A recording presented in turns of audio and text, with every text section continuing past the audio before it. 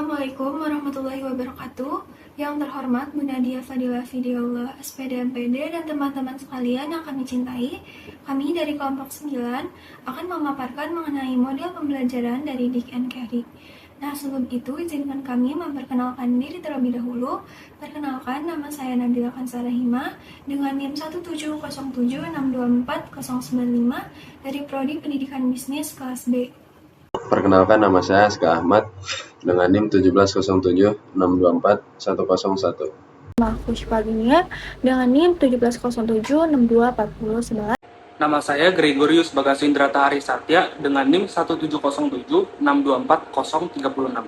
Di sini kami akan menjelaskan model pembelajaran Dick and Carey. Sebelumnya di sini model riset itu adalah merupakan sarana konseptual untuk menganalisis, merancang, memproduksi, serta menerapkan dan mengevaluasi sebuah aktivitas atau program pembelajaran.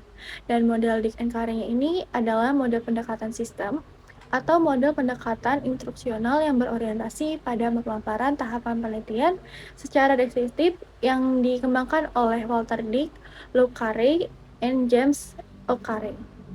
Model ini harus menggambarkan alur atau langkah-langkah prosedurnya yang diikuti untuk menghasilkan suatu produk tertentu. Model pembelajaran Dick and Carey ini juga dikembangkan berdasarkan penggunaan pendekatan sistem atau system approach. Oke, jadi model pembelajaran Dick and Carey ini ada 10 langkah. Yang pertama, mengidentifikasi tujuan pembelajaran. Tujuannya ini suatu pembelajaran diukur dari kemampuan atau kompetensi yang perlu dimiliki oleh peserta didik setelah menempuh program pembelajaran. Yang kedua, melakukan instruksional atau pada tahapan ini adalah prosedurnya yang digunakan untuk menentukan keterampilan dan pengetahuan relevan dan diperlukan oleh siswa untuk mencapai kompetensinya atau tujuan pembelajarannya. Selanjutnya, yang ketiga ini ada namanya menganalisis karakteristik siswa dan konteks pembelajaran. Pada tahapan yang ketiga ini perlu adanya analisis terhadap karakteristik siswa yang meliputi kemampuan aktualnya yang dimiliki oleh siswa, kayak gaya belajarnya atau sikap terhadap aktivitas belajarnya. Yang keempat ini ada merumuskan tujuan pembelajaran khusus.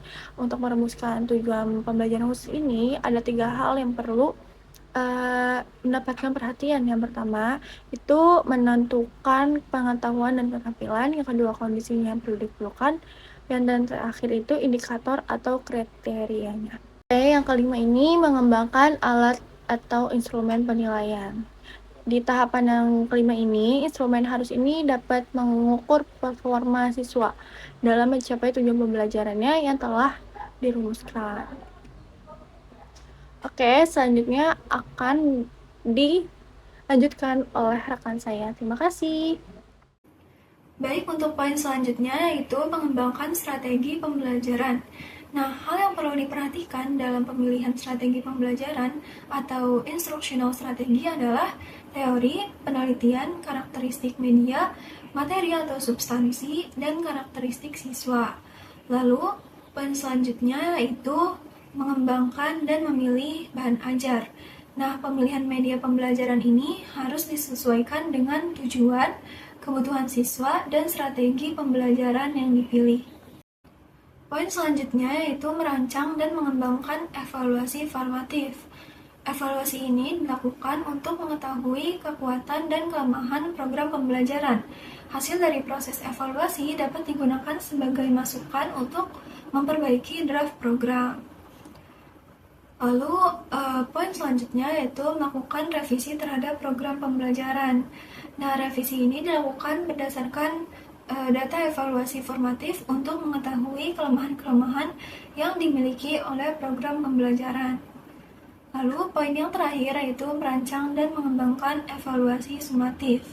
Nah, evaluasi sumatif ini tidak melibatkan perancang program, tetapi melibatkan penilai independen.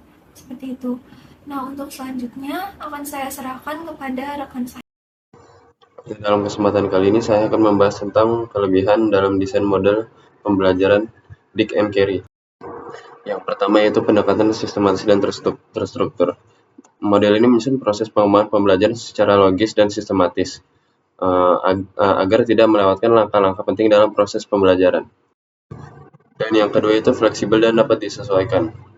Model desain pembelajaran ini bisa dimodifikasi atau dijalankan secara iteratif, tergantung pada konteks dan kebutuhan pembelajaran apa.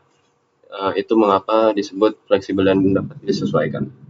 Dan yang ketiga adalah meningkatkan efektivitas dan efisiensi pembelajaran. Karena dirancang berdasarkan analisis kebutuhan dan karakteristik pembelajar, model ini dapat menghasilkan pembelajaran yang lebih efektif dan efisien. Yang terakhir itu menekankan evaluasi formatif dan sumatif. Evaluasi di dalam model desain pembelajaran ini bukan hanya dilakukan di akhir, tetapi juga selama proses berlangsung itu juga dilakukan. Ini memungkinkan perbaikan yang terus-menerus dalam desain pembelajaran agar intinya tuh dia bisa lebih berkembang gitu selama proses berlangsung. Oke, mungkin itu saja yang dapat saya sampaikan. Kurang lebihnya mohon maaf. Terima kasih.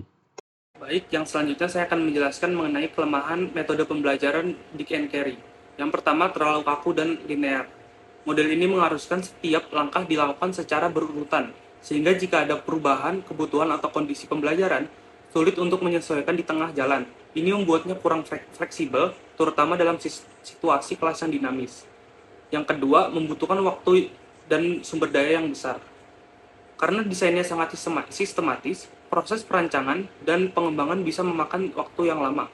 Selain itu, dibutuhkan tenaga, alat, dan biaya yang tidak sedikit, terutama untuk evaluasi dan revisi di setiap tahap.